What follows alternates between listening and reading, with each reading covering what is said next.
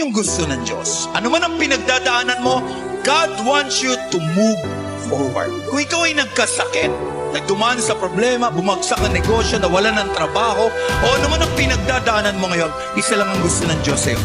Move forward. Naiintindihan ni Lord na nabibigatan ka. At kapag humihinto ka, naiintindihan ni Lord. Pero hindi niya na maiintindihan kung hindi ka natatayo. Hindi ka na babangon, hindi ka na lalakad, hindi ka na magpapatuloy. Kapag sunod-sunod na yung palo, umiyak ka kay Lord. Humingi ka ng tawad. Don't have that defeated mindset.